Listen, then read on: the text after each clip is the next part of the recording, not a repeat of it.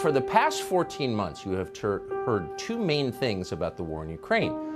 The first is that the war in Ukraine is a war of national sovereignty. It is not a proxy battle between superpowers. Russia invaded Ukraine. That was immoral. The United States supports Ukraine because the United States supports democracy. But the United States itself is not at war with Russia. This is Ukraine's war to fight. The second thing we have heard over and over again is that Ukraine is winning that war. Ukrainian troops are brave and noble. Russian troops are evil and incompetent. The Ukrainians are beating the Russians. In the end, their victory is inevitable. Now, you're very familiar with these points because you have heard them every day since last February. You've heard them repeated by every power center in the United States, the Pentagon, the White House, the leaders of both parties in Congress, CEOs, and celebrities. And most insistently of all, you've heard them from virtually every single outlet along the entire spectrum of our national news media. These are the two essential themes of the war in Ukraine, and both of them are lies. We know that they're lies because late last week, leaked intelligence about the war in Ukraine began to appear on social media. Briefing slides prepared by the U.S. government began to show up, among other places, on Twitter.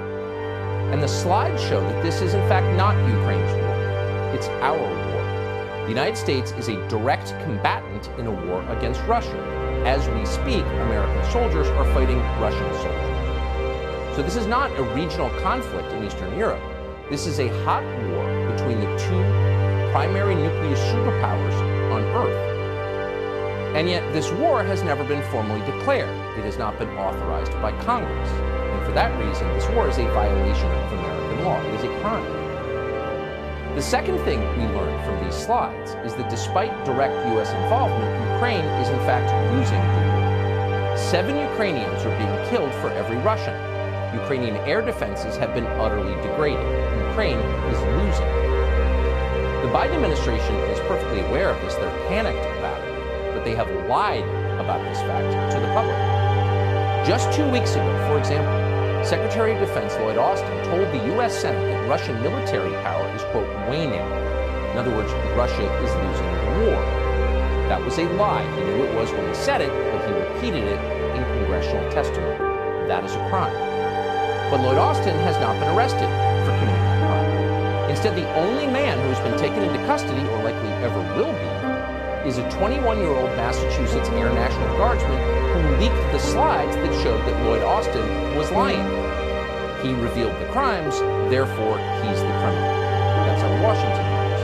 Telling the truth is the only real sin. Now, our news media exist and have constitutional protection precisely in order to push back against this grotesque standard. Their only job is to tell the truth. And yet tonight, the news media are celebrating the capture of the kid who told Americans what's actually happening in Ukraine. They are treating him like Osama bin Laden, maybe a little worse, actually, because unlike Al-Qaeda, apparently this kid is a racist. Here's CNN. The Washington Post, as you know, reviewed video of this suspect yelling racial and anti-Semitic slurs. Is this a dangerous person? This air guardsman who's now been taken into custody had talked about being a gun enthusiast, had been at gun ranges. He's obviously a member of the military. And he's the big guy in the scene. Somehow he has access to this kind of information, and that makes him even larger. A person who thinks they know better than everyone else, they're smarter than everyone else in their view. That this is a 21-year-old man. He's described as a gun enthusiast. Feels like, in some of these descriptions, somebody who's maybe hungry for power.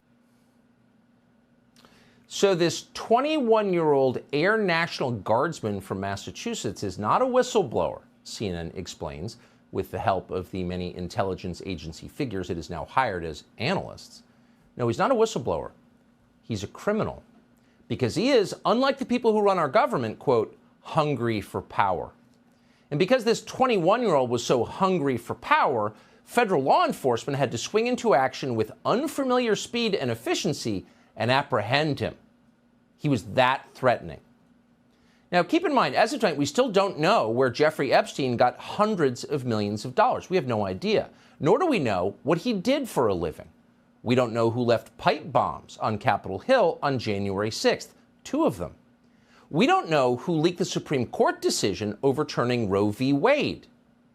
We can't even say for certain who killed the president of the United States, because after 60 years, the Biden administration is still hiding thousands of pages of classified documents from the Kennedy assassination, just as they are hiding more than 1 billion other classified documents. But tonight, we can say for dead certain who embarrassed Toria Nuland and Joe Biden, and that kid is going to jail for a long, long time. That's the standard. The media are fine with that standard. Watch this remarkable exchange on Monday of this week between the White House press corps and Biden flack John Kirby. Without confirming the validity of the documents, this is information that has no business in the public domain. It has no business, if you don't mind me saying, on the pages of front pages of newspapers or on television. It is not intended for public consumption, and it should not be out there. So the fact that U.S. soldiers are fighting Russian soldiers in a war in Ukraine has no business in the public domain.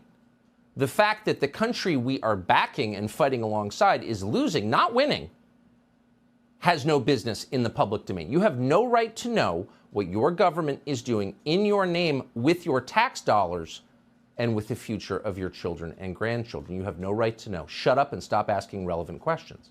Okay, said the media.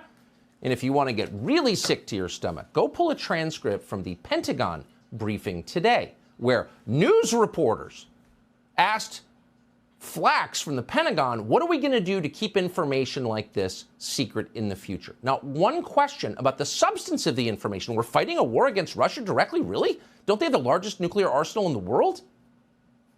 Not one question. How can we help you keep it secret? Those were the questions.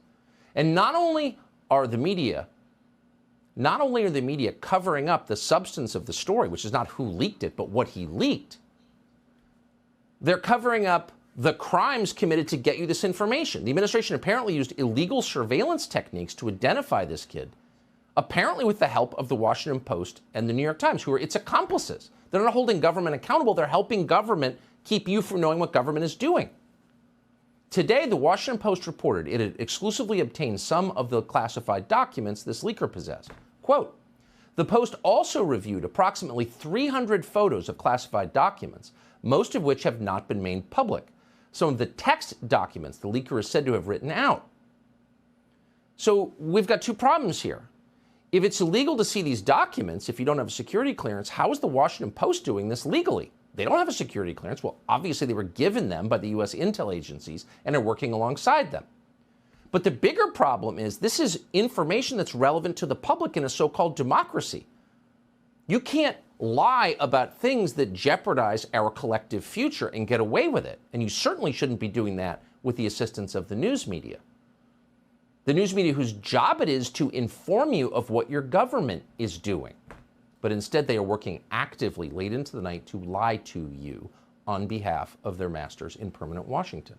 And by the way, just last week, the plan was to lie in an even more grotesque way and blame Russia for this. And we're quoting, Russia or pro-Russian elements are likely behind the leak of several classified U.S. military documents posted on social media that offer a partial month-old snapshot of the war in Ukraine, 3 U.S. officials told Reuters on Friday. Really? Who are these officials who lied to Reuters? And then Reuters just, of course, obediently reprinted their lies, as they always do. News agencies print what they are told to print by the intel agencies, no matter how ridiculous it is, no matter how much dignity and self-respect they exchange in return for doing it. So what's happening to this leaker now is what happens to anyone who contradicts the national security state and their obedient servants in the media. You go to prison so the media can continue to tell you lies.